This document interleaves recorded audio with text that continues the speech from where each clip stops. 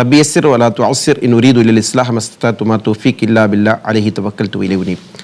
அளவில்லா கருணையாளன் நிகரில் அன்புடையவன் அல்லாஹ்வின் பேரை கொண்டு ஆரம்பிக்கிறேன். அன்புக்குரிய எனதருமை சகோதர சகோதரிகளே, தாய்மார்களே, அல்லாஹ்வின் மாபெரும் கிருபையினால் அல்லாஹ்வின் தூதர் ஸல்லல்லாஹு அலைஹி வஸல்லம் அவர்கள் அழகிய முன்மாதிரி என்கிற தலைப்பில் அல்லாஹ்வின் தூதர் ஸல்லல்லாஹு அலைஹி வஸல்லம் பல்வேறு பரிணாமங்களை நாம் பார்த்து வருகிறோம். அதில் அல்லாஹ்வின் தூதர் ஸல்லல்லாஹு அலைஹி வஸல்லம் அவர்கள் தன்னுடைய மனைவிமாரிடத்தில் எப்படி இருந்தார்கள் என்பதை பற்றி பல செய்திகளை பார்த்தோம். இதைத் தொடர்ந்து நாம் அல்லாஹ்வின் தூதர் ஸல்லல்லாஹு அலைஹி வஸல்லம் அவர்கள் தம்முடைய பிள்ளைகளிடத்தில் எப்படி நடந்து கொண்டார்கள். அல்லாஹ்வின் தூதர் ஸல்லல்லாஹு அலைஹி வஸல்லம் அவர்களை பொறுத்தவரையில் அல்லாஹு தஆலா அவர்களுக்கு நல்ல பிள்ளைகளை அன்பளிப்பாக வழங்கியிருந்தார். ஆனாலும் கூட அதிகமான பிள்ளைகள் அவர்களுடைய நீண்ட காலம் வாழவில்லை. ஒரு சில பிள்ளைகளை தவிர அதில் ஆண் பிள்ளைகளாக இருந்து கொண்டிருக்கிற காசிம் என்கிற அந்த பிள்ளையாக இருக்கட்டும், இப்ராஹிம் என்கிற பிள்ளையாக இருக்கட்டும், அப்துல்லா என்கிற பிள்ளையாக இருக்கட்டும், இந்த 3 பிள்ளைகள் தான் அவருடைய ஆண் பிள்ளையாக இருந்திருக்கிறார்கள். இவர்கள் நபி ஸல்லல்லாஹு அலைஹி வஸல்லம் ஹயாத்தின் போதே மரணித்து விட்டார்கள். அந்த பிள்ளைகளின் மரணத்தை நபி ஸல்லல்லாஹு அலைஹி வஸல்லம் அவர்கள் பொறுமையோடு தாங்கிக் கொண்டார் என்பது அல்லாஹ்வின் தூதர் ஸல்லல்லாஹு அலைஹி வஸல்லம் அழகிய முன்மாதிரிகளில் ஒன்றாக இருந்து கொண்டிருக்கிறது. அது மட்டுமல்லாமல் தன்னுடைய பெண் பிள்ளைகளாக இருந்து கொண்டிருக்கின்றவர்களை அல்லாஹ்வின் தூதர் ஸல்லல்லாஹு அலைஹி வஸல்லம் அவர்கள் மிகச்சிறந்த முறையில் வளர்த்தார்கள். அதிலே பெண் பிள்ளைகளுக்கு என்ன செஞ்சாங்க, நல்ல விதத்தில் அவருடைய வாழ்க்கை அமைத்து கொடுப்பதற்கான எல்லா காரியத்தையும் நபி ஸல்லல்லாஹு அலைஹி வஸல்லம் செஞ்சிருக்கிறார்கள்.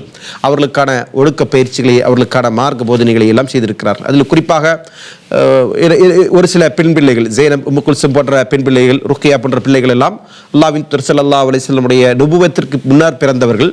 ஆனாலும் கூட நுபுவத்திற்கு முன்னால் அவர்களுக்கு ஆகச்சிறந்த மனிதர்களை பார்த்து திருமணம் செய்து வைத்தார்கள். அதன் பின்னர் நுபுவத்திற்கு பிறகு அவர்களுக்கும் அல்லாஹ்வின் தூதர் ஸல்லல்லாஹு அலைஹி வஸல்லம் ஹிதாயத்தின்பால் அழைப்பு விடுத்து, நேர்வழியின்பால் அவர்களுக்கு அழைப்பு விடுத்து சத்தியத்தை ஏற்க செய்தார்கள். ஃபாத்திமா ரலியல்லாஹு அன்ஹா அவர்களை பொறுத்தவரையில் அல்லாஹ்வின் தூதர் ஸல்லல்லாஹு அலைஹி வஸல்லம் இறுதியாக பிறந்திருக்கிற பிள்ளை.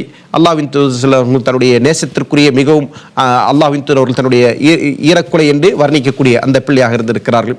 இந்த பிள்ளைகளுக்கு அனைவருக்குமே அல்லாஹ்வின் தூதர் ஸல்லல்லாஹு அலைஹி வஸல்லம் அவர்கள் அழகான பேரை சூட்டி இருக்கிறார்கள். ஒரு பெற்றோருடைய கடமை, தந்தையின் கடமை தன்னுடைய பிள்ளைகளுக்கு நல்ல பேரை சூட்டுவது என்பது. அதை அல்லாஹ்வின் தூதர் ஸல்லல்லாஹு அலைஹி வஸல்லம் சொல்லி இருக்கிறார்கள்.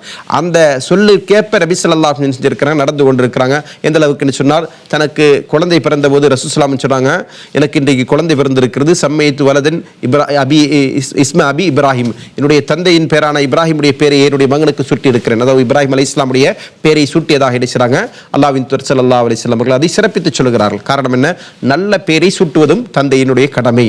அதற்கு ஒரு சிறந்த முன்மாதிரியாக அல்லாஹ்வின் தூதர் ஸல்லல்லாஹு அலைஹி வஸல்லம் இருந்திருக்கிறார்கள். அதே போன்று தன்னுடைய பிள்ளைகளுக்கு அவர்களுக்கான உரிமைகளை, கடமைகளை கொடுக்கக்கூடியவராக இருந்திருக்கிறார்.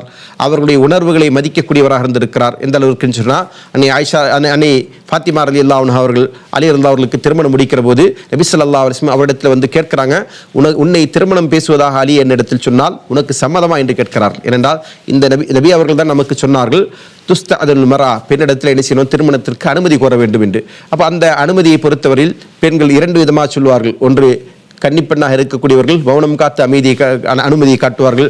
திருமணமான பெண்களை பொறுத்தவரையில் அவர்கள் கருத்தால் சொல்லக்கூடிய சூழ்நிலை இருக்கும். அப்படி இருக்கக்கூடிய உபதேசத்தை நபி ஸல்லல்லாஹு அலைஹி வஸல்லம் சொன்னார்கள்.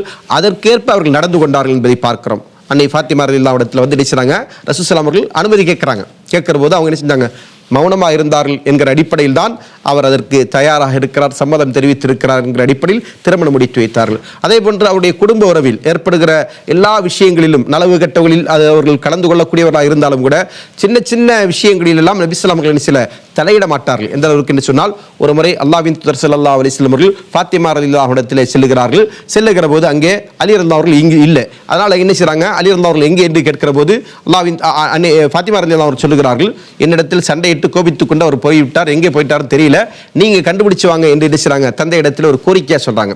நபி ஸல்லல்லாஹு அலைஹி வஸல்லம் வருகிறார்கள். அவர் மஸ்ஜிதிலே படுத்துக் கொண்டிருக்கிறார். அந்த நேரத்தில் என்ன சொல்லுவாங்க, அபூ துராப் கும் அபூ துராப் என்று சொல்லுவாங்க இல்லையா, எழுந்திருங்கள் அபூ துராப் அவர்களே என்று, மண்ணின் தந்தையை என்று நினைச்சுவாங்க.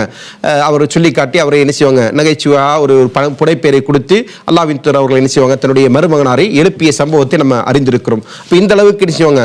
அந்த நேரத்தில் ரசூலுல்லாஹி ஸல்லல்லாஹு அலைஹி வஸல்லம் இதை சொல்லிவிட்டு வேறு ஏதும் தன்னுடைய மகள் அவரிடத்தில் சொன்ன கம்ப்ளைண்டையோ அல்லது அதை விசாரிக்க வந்ததை போன்றோ, என்ன உங்களுக்கு மத்தியிலே இருந்து கொண்டிருக்கிற சண்டை சச்சரவு என்றோ எதையுமே கேட்காமல் இதை மட்டுமே சொல்லி அல்லாஹ்வின் தூதர் அவர்கள் அவரை ஆசுவாசப்படுத்தி சாந்தப்படுத்தி என்ன செய்யுங்க, வீட்டுக்கு போக என்பது போன்று அனுப்பி விடுவார்கள். இந்த அளவிற்கு என்ன செஞ்சாங்க, அல்லாஹ்வின் தூதர் ஸல்லல்லாஹு அலைஹி வஸல்லம் தம்முடைய பிள்ளைகள் விஷயத்தில் அக்கறையோடு நடந்திருக்கிறார்கள். அவரை நல்ல விதத்தில் வளர்த்திருக்கிறார்கள். எந்த அளவிற்கு என்று சொன்னால், அல்லாஹ்வின் தூதர் ஸல்லல்லாஹு அலைஹி வஸல்லம் அவர்கள் ஃபாத்திமா ரலியல்லாஹு அன்ஹா குறித்து சொன்ன செய்தி, சொர்க்கத்தின் பெண்களின் தலைவியாக இருக்கக்கூடிய ஒருவர் என்று. காரணம் என்ன, அப்படிப்பட்ட ஒரு முத்தான ஒரு பெண்மணியாக அவர்களை அல்லாஹ்வின் தூதர்கள் வளர்த்திருக்கிறார்கள் என்கிற காரணத்தினால் தான் இப்படி ஒரு பட்டத்தை உலகத்திலே அவருக்கு சுட்டிவிட்டு சென்றிருக்கிறார்கள். அப்படியானால் நாம் நம்முடைய பெண் பிள்ளைகளை, நம்முடைய பிள்ளைகளை எப்படி வளர்க்க வேண்டும் என்பதற்கு அல்லாஹ்வின் தூதர்கள் அழகிய முன்மாதிரியாக இருந்து கொண்டிருக்கிறார்கள். அந்த முன்மாதிரியிடமிருந்து பாடத்தை பயின்று நாம் நினைச்சோம் நம்முடைய பிள்ளை வளர்ப்பில் நாம் கவனம் செலுத்த வேண்டும். அது நம்முடைய கடமை என்பதை உணர்ந்து கொண்டு நாம் நடந்து கொள்ள வேண்டும். அல்லாஹ் தஆலா நம் அனைவருக்கும் அதற்குரிய தௌஃபீக்கினை வழங்கட்டும் என்று கூறி நிறைவு செய்கிறேன். வாஹர் அல்ஹம்துலில்லாஹி ரப்பில் ஆலமீன். அஸ்ஸலாமு அலைக்கும் வரஹ்மத்துல்லாஹி வபரகாத்துஹு.